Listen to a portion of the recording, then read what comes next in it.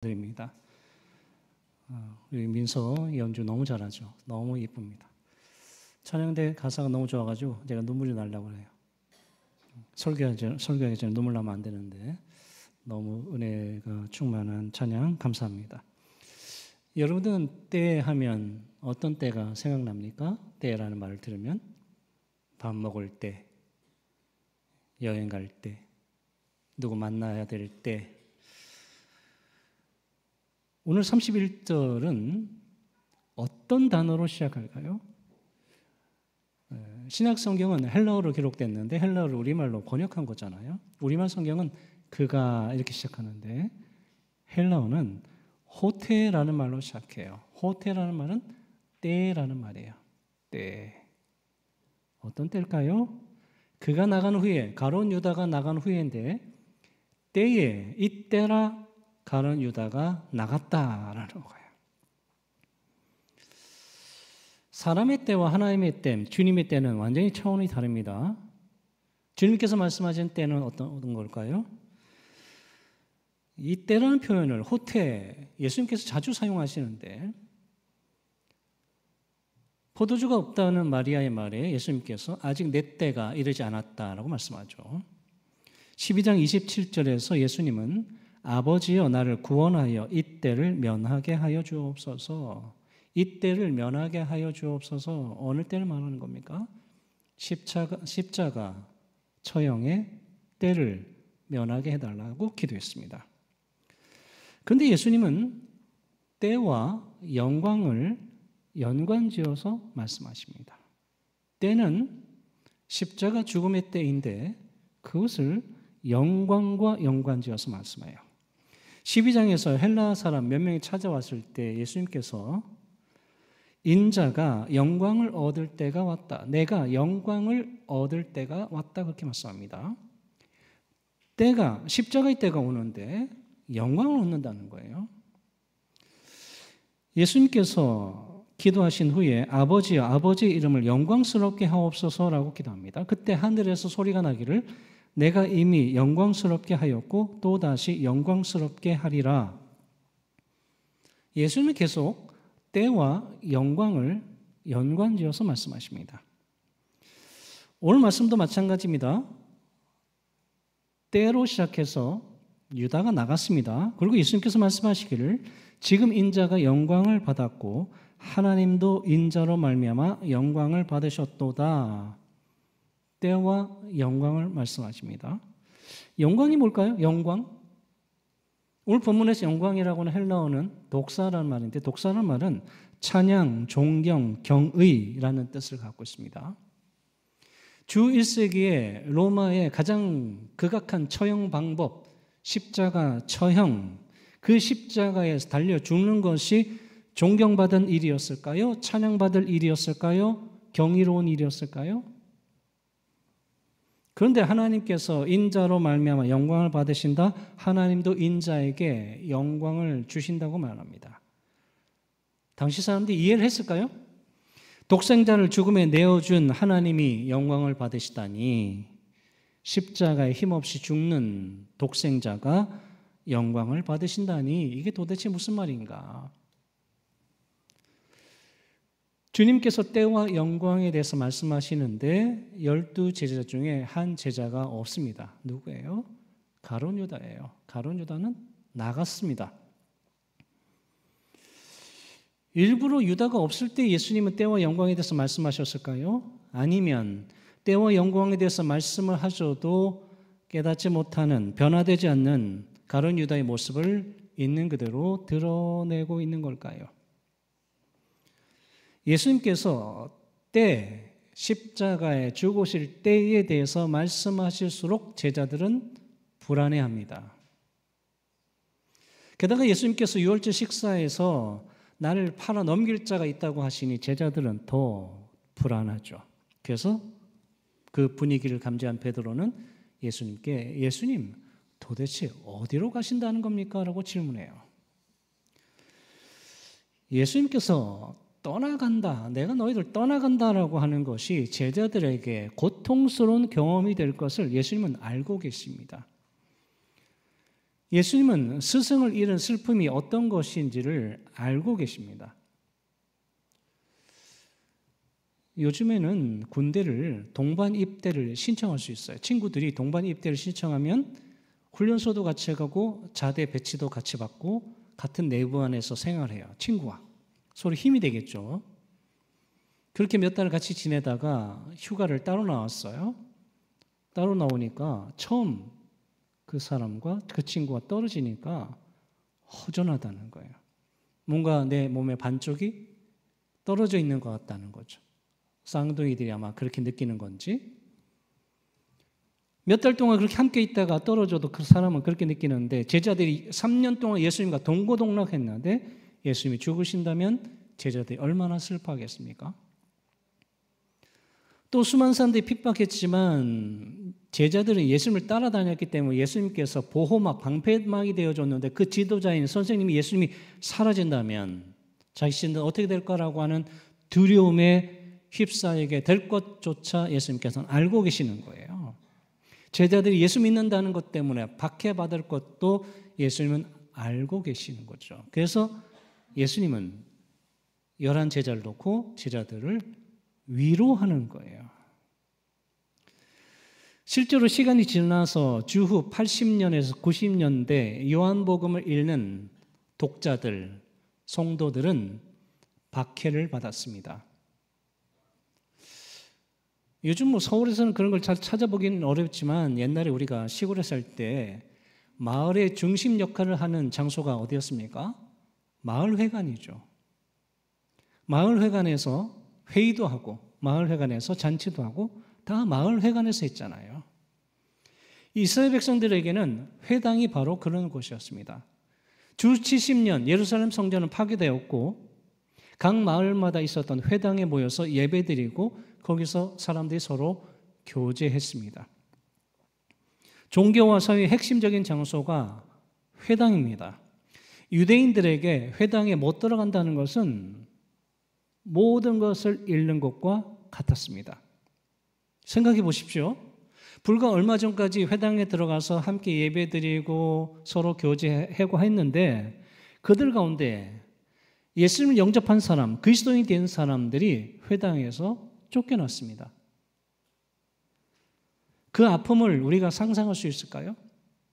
비유를 해보면 만약에 여러분들이 오늘 먼 데서 버스 타고 지하철 타고 힘들게 왔는데 문 앞에서 누군가 막고 당신은 못 들어옵니다 라고 한다면 그 마음이 어떻겠습니까?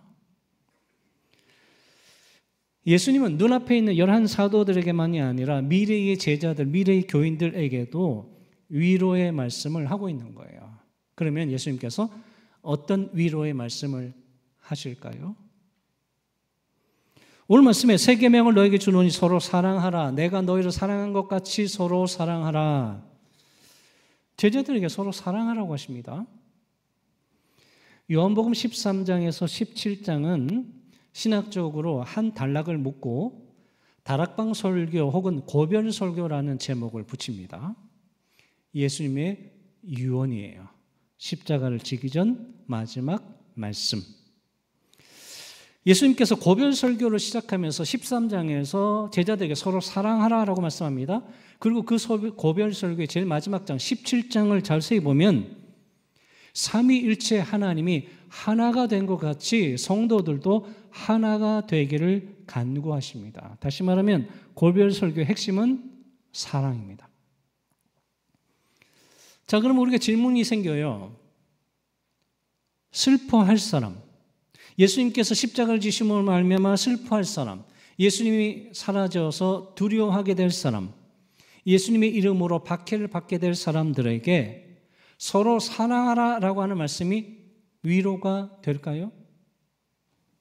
만약에 여러분들이 슬퍼하고 있는데 예수님께서 내가 너와 함께 하겠다, 내가 너를 사랑한다, 그렇게 한다면 위로가 되겠죠. 근데 그게 아니라 서로 사랑하라, 다른 사람을 사랑하라 라고 한다면 위로가 되겠습니까? 여러분이 미래에 대한 불확실성 혹은 건강의 문제 때문에 너무나도 힘들고 두려워하고 있는데 예수님께서 서로 사랑하라 라고 하신다면 위로가 되겠습니까? 어떻습니까? 위로가 될까요? 안 될까요? 오늘 말씀은 유다가 배신할 것을 예고하신 것과 베드로가 부인할 것을 예고하신 말씀 사이에 끼어 있습니다. 예수님께서 십자가의 때, 죽음의 때, 그때를 향하여 걸어가고 있는데 한 제자는 배신하고 한 제자는 부인합니다. 예수님의 마음이 어땠을까요? 예수님의 마음이 얼마나 아프셨을까요? 근데 예수님은 제자들이 배신한 것 때문만 아파하는 게 아니라 배신자가 느낄 고뇌, 예수님을 부인한 사람이 느낄 고뇌까지도 생각하며 아파하셨습니다. 예수님은 아직 조금 더 제자들과 함께 있을 것이다. 이제 십자가의 때가 가까워 오는데 조금 더 너희들과 함께 있을 거다. 그러나 너희들이 곧 나를 찾게 될 것이다. 그런데 내가 가는 곳에 올 수 없는 사람이 있을 것이다. 무슨 말씀입니까? 메시아를 죽음으로 내모는 유대교인들은 하나님 나라에 갈 수 없다는 거예요. 유다처럼 예수님을 배신한 사람은 하나님 나라에 갈 수 없다는 거예요. 유다처럼 예수님과 3년 동안 동거동락했지만 변화되지 않는다면 하나님 나라에 갈 수 없다는 거예요. 예수님은 새 계명에 대해서 말씀하십니다. 서로 사랑하라. 유대인들은 레위기 19장 18절을 잘 알고 있습니다. 내 이웃을 내 몸과 같이 사랑하라. 그런데 이제 예수님께서 말씀하시는 거죠. 내가 너희를 사랑한 것 같이. 주님께서 우리를 사랑하셨으니 우리도 이웃을 사랑해야 된다는 거예요. 주님의 사랑, 우리에게 보여주신 그 사랑을 본받는 사랑을 실천하라는 거예요. 그래서 여기서 새 계명이라는 것은 종말적인 계명, 궁극적인 계명이라는 의미입니다. 자, 그러면 예수님께서 제자들을 위로해 주셔야 되는데 위로하면서 왜 서로 사랑하라라고 하는 계명을 주시는 걸까요? 예수님은 제자들을 하나님 나라에서 다시 만나기를 원하시는 거예요. 제가 지금까지 사역하면서 여러 교회에 많은 사람들을 만났는데 교인들 가운데 때로는 천국에 가서 부모님 만나고 싶다, 천국에 가서 남편을, 천국 가서 아내를 만나고 싶다, 그렇게 많은 사람 여러 봤습니다. 어떤 사람은 반려견을 만나고 싶다 그렇게까지 얘기해요. 그런데 천국에 가서 예수님 만나고 싶다라고 말하는 사람은 한 명도 못 봤어요. 참 이상하죠. 우리가 천국에 가면 예수님 만날 텐데 예수님 만나고 싶다는 사람이 없어요. 우리는 그 인간적인 줄에 여전히 묶여 있는 거죠. 예수님은 하나님 나라에 가서 거처를 마련하고 내가 너희들 다시 만나기를 원한다. 다시 만나기를 원하기 때문에 너희들에게 새 계명을 준다. 그렇게 말씀하는 거거든요. 슬퍼하는 사람에게, 두려워하는 사람에게, 박해를 받는 사람들에게 따뜻한 말, 따뜻한 위로 줄 수 있죠. 그러나 그런 위로가 아니라 하나님 나라에서 다시 만나게 된다고 하는 궁극적인 위로, 궁극적인 소망을 주시는 거예요. 예수님께서 공생의 3년 동안 그 공생의 목적이 뭡니까? 사랑이에요. 사람을 사랑하는 거예요. 사람을 사랑하기 때문에 기꺼이 십자가를 지는 거죠. 그래서 예수님은 지금 죽음의 때가 다가오고 있지만 당당하게 자랑스럽게 영광이라고 말씀하는 거예요. 고난이 영광이라는 거예요. 십자가 고난이 영광이라는 거예요. 십자가를 지신 성자로 인하여 성부 하나님께서 영광을 받으신다. 주님을 다시 살리신 성부 하나님으로 인하여 성자 그리스도께서 영광을 받으신다. 이러한 역설이 이 세상에 어디 있습니까? 세상 사람들은 대부분 자신의 영광을 위해서 살죠. 자신의 영광을 위해서 사는 사람이 자신에게 있는 고난이 영광이다. 그런 말 못하죠. 그러나 예수님은 우리를 사랑하시잖아요. 우리를 사랑하셔요. 그래서 십자가를 영광이라고 하는 거예요. 고난을 영광이라고 하시는 거예요. 예수님의 사랑은 너무나도 신비롭습니다. 사랑의 신비. 예수님께서 떠나신 후에 제자들이 느낄 슬픔, 두려움, 박해, 신앙적인 위협, 그럼에도 불구하고 예수님은 제자들과 함께 있겠다고 말씀하는 거예요. 포도나무가 가지에 붙어 있는 것처럼 예수님과 제자들이 하나가 되는 것은 사랑 때문이라는 거예요. 그래서 사랑은 신비이고 계시예요. 그래서 사람들은 주님 안에서 주님을 사랑할 뿐만 아니라 두려움과 자신의 삶에만 갇혀있던 성도가 다른 이들을 사랑하게 되는 거예요. 주님을 사랑하고 다른 사람들을 사랑함으로 말미암아 미래의 영광에 참여하게 되는 사랑의 신비인 거예요. 너희가 서로 사랑하면 이로써 모든 사람이 너희가 내 제자인 줄 알리라. 새 한글 성경에는 이것으로 그대들이 나의 제자라는 것을 모두가 알아차릴 겁니다. 곧 그대들 사이에 사랑이 있다면요. 되어 있습니다. 여러분, 우리는 제자입니까? 제자라는 것을 어떻게 증명하시겠습니까? 여러분, 유언장 길게 쓰는 사람이 있을까요? 아니죠. 함축적으로 내가 정말 다음 세대에게, 자녀들에게 하고 싶은 말만 핵심적으로 담잖아요. 여러분은 어떤 유언을 하시겠습니까? 예수님께서 지금 고별설교 13장에서 17장까지 고별설교 유언을 하시는데 예수님은 제자들에게 너희가 과거에 있었던 회당으로 다시 들어가라고 유언하지 않습니다. 너희들이 두려움과 슬픔을 극복할 만한 어떤 전략과 방법을 찾으라고 하지 않습니다. 성도가 그리스도 안에 서로 사랑할 때 제자가 될 것이라고 유언하십니다. 실제로 주 1세기 초대교회 교인들은 전도지 들고 노방전도 하지 않았습니다. 노방전도가 필요 없다는 얘기는 아니에요. 주 1세기 복음이 어떻게 전달되었는지를 말하려고 하는 거예요. 초대교회 교인들이 회당에서 쫓겨났습니다. 또 당시에 그 상인들의 조합, 상인들의 네트워크를 길드라고 했는데 길드 안에 있어야만 장사할 수 있었어요. 근데 그 길드에서 쫓겨났습니다. 종교적으로 소외되고 사회적으로 소외되고 경제적으로 소외되었습니다. 자신들이 갖고 있는 많은 것을 잃어버렸습니다. 그러나 교인들은 서로 사랑하려고 애썼고 신앙 공동체 밖에 있는 사람들을 사랑하고 섬기려고 애썼습니다. 그래서 사람들은 그들이 그리스도의 제자라는 것을 알게 되었고 그들의 모습 때문에 복음이 확장된 것입니다. 13세기 아주 유명한 그림 중에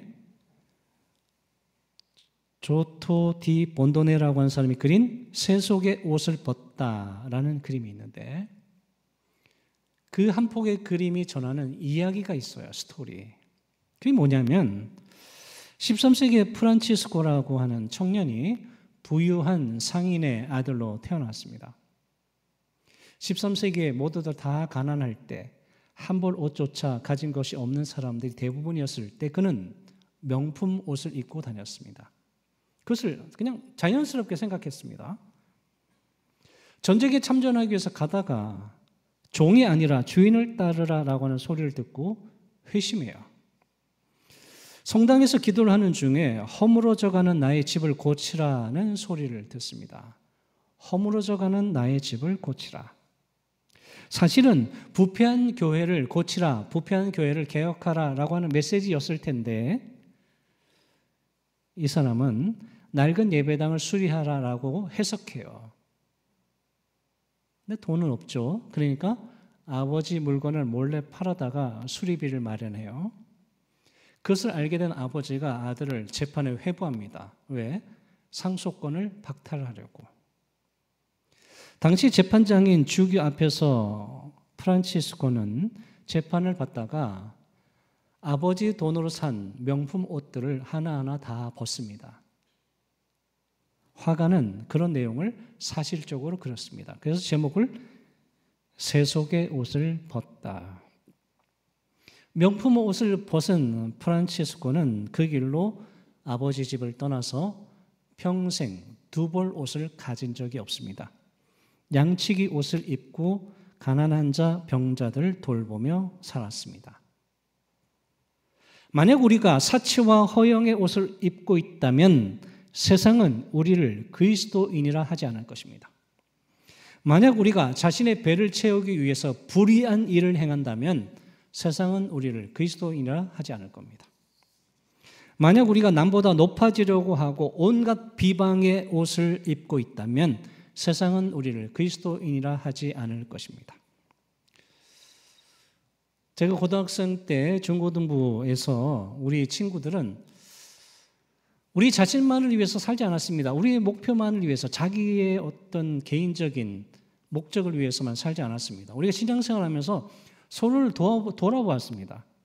친구들이 어떤 고민이 있는지, 후배들이 어떤 고민이 있는지 물어보고 그 기도 제목을 가지고 함께 기도했습니다. 고등학교 졸업하면서 우리 동기들이 모여서 야, 우리 모임을 하나 짓자. 한 친구가 예수쟁이라고 하자. 사실 예수쟁이라는 건 믿지 않는 사람들이 예수 믿는 사람 비꼬 하는 말이잖아요. 근데 예수쟁이라 하자. 그 의미를 설명하는 거예요. 야, 우리 진짜 예수쟁이로 살자. 사람들이 우리를 비난하는데, 교인들을 비난하는데 저 사람은 진짜 예수를 따르는 그리스도인이야. 저 사람이 믿는 예수라면 우리도 한번 믿어보자 라는 생각이 들도록 진짜 예수쟁이로 살자 다짐했습니다. 어느덧 세월이 40년이 흘렀습니다. 끔찍해요. 40년이 그냥 후딱 지나가 버렸습니다.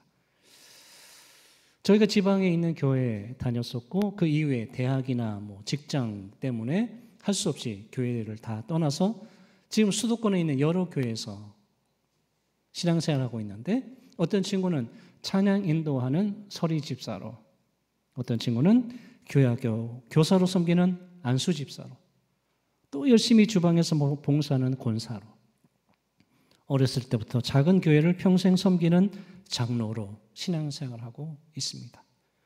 우리 동기들 여전히 부족하지만 그래도 그 어린 시절 우리가 진짜 예수쟁이로 살자라고 하나님 앞에서 기도했던 것처럼 진짜 예수쟁이로 살려고 애를 쓰고 있습니다. 저는 오므리게 교인들이 진짜 예수쟁이라고 확신합니다. 여러분들 진짜 예수쟁이가 맞습니까? 아멘 안 하고 그냥 속으로만 아멘 하시는 건지 모르겠는데 여러분들 진짜 예수쟁이 맞습니다. 예수쟁이로 살아가야 합니다. 예수님은 내가 너희를 위하여 거처를 예비하러 간다고 하셨습니다. 내가 곧 길이요 진리요 생명이니 나로 말미암지 않고는 아버지께로 올 자가 없다고 하셨습니다. 예수님은 종말적 계명, 궁극적 계명, 새 계명, 서로 사랑하라라고 하는 그 계명을 지키는 사람이 하나님 아버지께 갈 수 있다고 말씀하셨습니다. 쉽습니까? 어렵습니까? 상당히 부담되는 말씀이죠. 이 말씀에 의하면 혹여 부부가 오는데 부부가 서로 미움의 옷을 입고 있다면 벗어야 되는 거예요. 부모와 자녀 간에 혹여 미움의 옷을 입고 있다면 벗어야 돼요. 형제들 사이에 미움의 옷을 입고 있다면 벗어야 되는 거예요. 친구 사이에, 신앙 공동체, 지체들 사이에, 형제와 자매 사이에 미움의 옷을 입고 있다면 벗어야 되는 거예요. 스탠리 존스 선교사가 자신의 인도 선교 사역을 책으로 썼는데 그 내용을 보니까 인도에서 간디를 만나가지고 간디를 전도하기 위해서 말하는 거예요. 나는 인도가 빨리 기독교 국가가 됐으면 좋겠다. 간디 당신도 오늘 예수 믿고 영접하고 예수처럼 사십시오라고 권했습니다. 그때 간디가 존스 선교사에게 대답한 말은 나는 이런 말을 하고 싶군요. 우선 선교사들을 포함한 모든 서양 기독교인들이 오늘부터 예수 그리스도처럼 살아가도록 하십시오. 간디는 20세기 기독교인들이 예수처럼 살기를 꺼렸다고 본 것입니다. 남들에게 예수 믿으라고 하면서 정작 자기 자신은 예수를 따라 살지 않는 모순을 본 것입니다. 시간이 흘렀습니다. 오늘 21세기의 기독교인들은 어떻게 살고 있을까요? 여전히 모순 가운데 신앙생활하고 있을까요? 아니면 그리스도처럼 살고 있을까요? 14세기 중반 유럽에 흑사병이 돌아서 엄청나게 많은 사람들이 사망했습니다. 수많은 사람들이 사망하고 옆에 있는 사람들이 사망하고 나서 그 후에 사람들은 아르스 모르멘디, 잘 죽는 법에 대해서 성찰했습니다. 아르스 모르멘디, 잘 죽는 법에 대해서 성찰하고 글로도 쓰고 그림으로도 쓰고 다양한 성찰이 나왔는데 그리스도의 삶을 닮아갈 필요성에 대해서 잘 죽는 법이라고 해서 마지막 죽는 순간에 어떻게 죽느냐 그 얘기를 하는 게 아니에요. 어떻게 바르게 살다가 어떻게 그리스도처럼 살다가 하나님의 부르심을 받을 것인가라고 하는 성찰을 했던 겁니다. 잘 죽는 법에 대한 성찰 앞에서 우리는 유언장을 한번 써보면 어떨까요? 오늘 오후에 집에 가셔서 유언장을 한번 써보면 어떨까요? 우리의 유언장의 내용은 어떤 것이 되어야 될까요? 내 재산, 내 물건 물려주겠다 그런 내용을 하자는 것이 아니잖아요. 이런 유언장 어떻겠습니까? 잘 들으십시오. 주님께서 나를 사랑하신 것처럼 나도 다른 사람을 사랑하며 살았다. 다음 세대들에게 우리 자녀들에게 이런 유언장 주님께서 나를 사랑하신 것처럼 나도 다른 사람을 사랑하며 살았다. 주님께서 고별 설교, 유언을 제자들에게 우리에게 남겼습니다. 내가 그대들을 사랑한 것처럼 그대들도 서로 사랑하라.